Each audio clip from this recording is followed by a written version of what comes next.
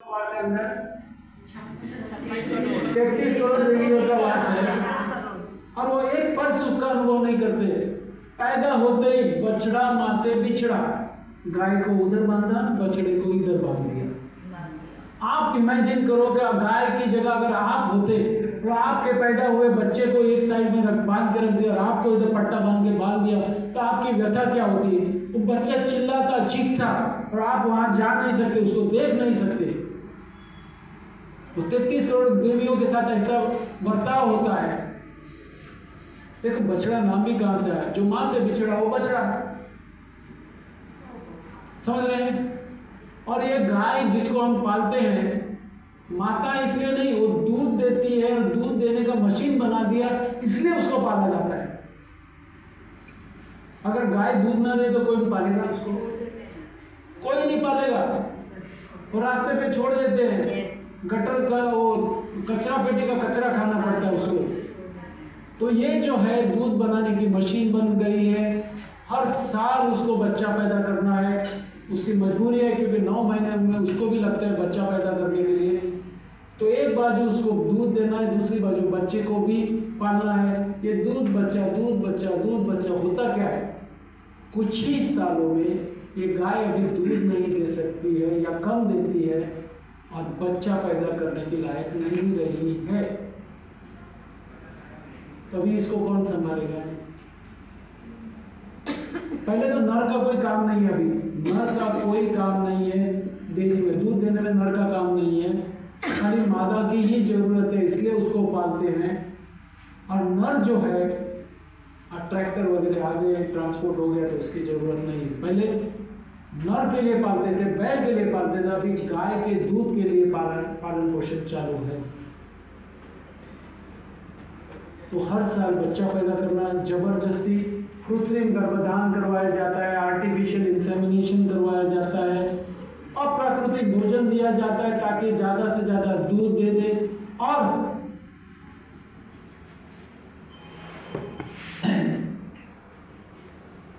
उसको जो है ज्यादा से और उसको हार्मोन्स के इंजेक्शन दिए जाते हैं, ऑक्सीटोसिन के इंजेक्शन दिए जाते हैं ताकि वो ज्यादा से ज्यादा दूध दे दे, और उसको एंटीबायोटिक्स के इंजेक्शन दिए जाते हैं ताकि बहुत गंदगी और अच्छे वातावरण में नहीं रहते हैं तो एंटीबायोटिक्स के इंजेक्शन दिए जाते हैं। और मशीन से दूध निकाला जाता है, मशीन को पता चलता नहीं है कि दूध खत्म हो गया, मशीन तो खींचते रहेगा और दूध आना बंद हो गया, फिर भी दूध खींचेंगे तो क्या आएगा? अभी दूध की जगह क्या आएगा? हाँ, खून आएगा। वहां कोई निर्दयता है, वहां कोई देखभाल करने वाला नहीं। अभी खून के बाद क्या बनेगा उधर? तो खून और पस वाला दूध पीता है इंडिया, समझ गए? फॉरेन में इसके कोई मापदंड है, इंडिया में तो कोई मापदंड ही नहीं है। और वहां पे जो भी बच्चा पैदा होता है वहां नर और मादा का मिलन नहीं है, कृत्रिम गर्भधान करवाया जाता है, बहुत निर्दयता से करवाया जाता है। और ज्यादा से ज्यादा मादा पैदा हो, नर पैदा ही ना हो, इसकी व्यवस्था होती है जेनेटिक मैनिपुलेशन से। पूरे उसके जेनेटिक मैनिपुलेशन किया जाए, क्योंकि नर का कोई काम ही नहीं है, मादा ही चाहिए, तो जेनेटिक मैनिपुलेशन करवाया जाए। हमारे उधर जो भी है, अगर आप कहीं पे चले जाओ, क्या बोर्ड मिलता है हॉस्पिटल डॉक्टर के उधर, sex determination is illegal, not allowed, और वहां पे तो जबरदस्ती मादा ही पैदा करवाएंगे। तो ये सब पूरी चीज है इंसान के स्वार्थ के कारण। ये दूध की इंडस्ट्री चल रही है। आपको पता है हर साल कितना कृत्रिम गर्भधान होता होगा गाय और भैंसों पे? कितना?